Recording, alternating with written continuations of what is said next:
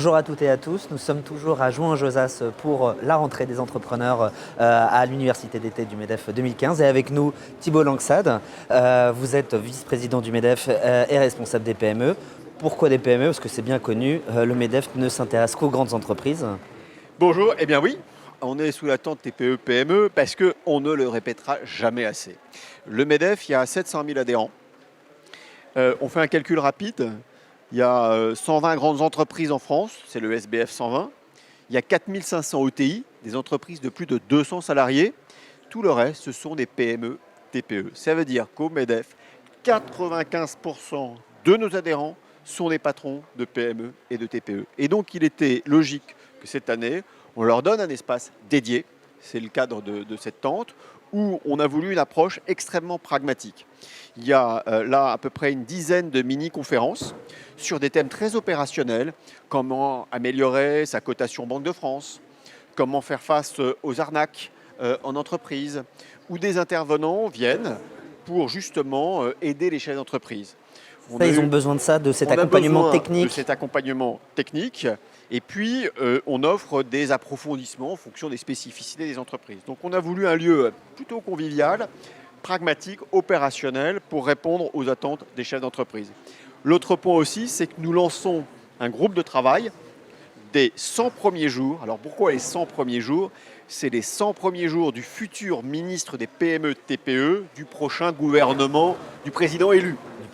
Et donc, on a voulu qu'est-ce qu'il doit faire pendant ces 100 jours? Faire les 20 mesures, les 50 mesures pour les PME, TPE. Mais c'est quoi le mode opératoire des 100 premiers jours pour être efficace, pragmatique pour les chefs d'entreprise? Et donc, on a voulu aussi utiliser cet espace pour faire le lancement, interviewer des hommes politiques, évidemment, des chefs d'entreprise, mais également des journalistes économiques qui, pour beaucoup, nous expliquent comment il faudrait repenser l'économie. Donc, on leur donne la parole, exprimez-vous, donnez-nous le mode opératoire et d'essayer d'engranger de la matière pour rendre ce rapport, on va dire, on le pèsera, on va l'évaluer à Noël, qui sera finalement quelque chose que l'on pourra donner à l'ensemble des candidats à la présidence de la République.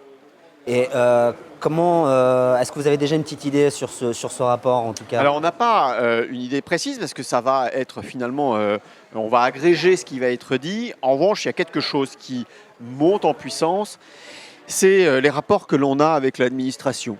Les rapports que l'on a avec l'administration, c'est l'administration fiscale, mais c'est aussi l'inspection du travail, c'est la DGCCRF, les services vétérinaires pour ceux qui sont touchés, et puis les douanes, la police, et ainsi de suite. Pourtant, il y a eu plusieurs phases de simplification. On améliore. Alors, il y a des phases de simplification, mais aussi, il faut qu'on améliore la perception et la façon dont ils interviennent dans les entreprises.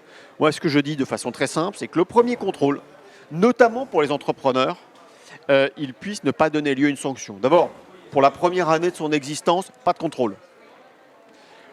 Puis après, quand on est contrôlé, il faut une régularisation, pas de pénalité, pas de sanction. On régularise. Il faut donner le doute aux chefs d'entreprise. C'est l'inversement de la charge de la preuve.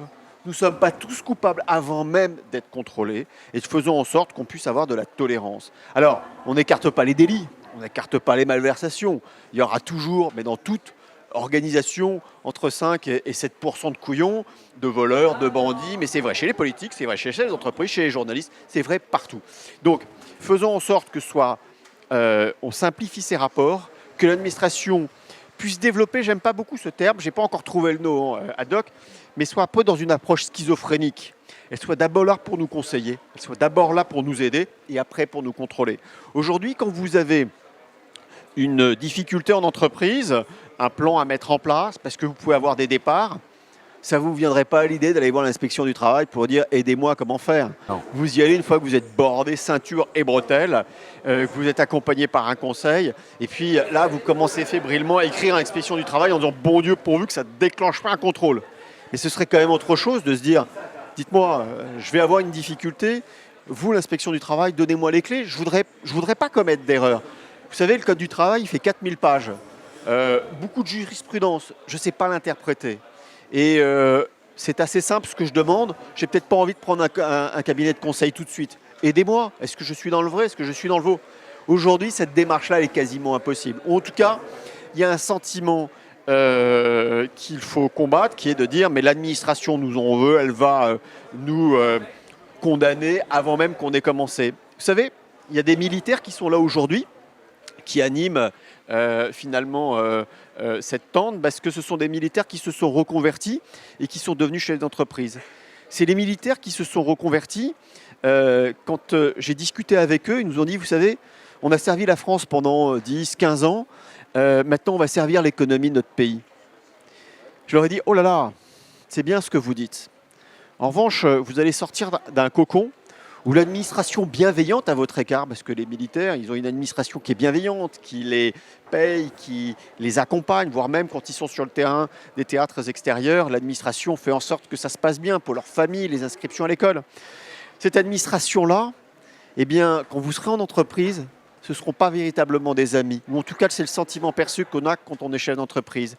Et donc, vous allez avoir lutté, finalement, vers un écosystème que vous pensez connaître, auquel vous allez avoir de vraies surprises. Eh bien, faisons en sorte que cet écosystème de l'administration devienne nos amis, nous conseille une première fois, avant le cas échéant de nous indiquer la marche à suivre ou de nous sanctionner. Merci à vous. Merci. On a compris qu'en MEDEF, on s'occupait des PME, des TPE. Et nous sommes toujours pour cette deuxième journée de l'Université d'été du MEDEF 2015 pour cette rentrée des entrepreneurs. À bientôt.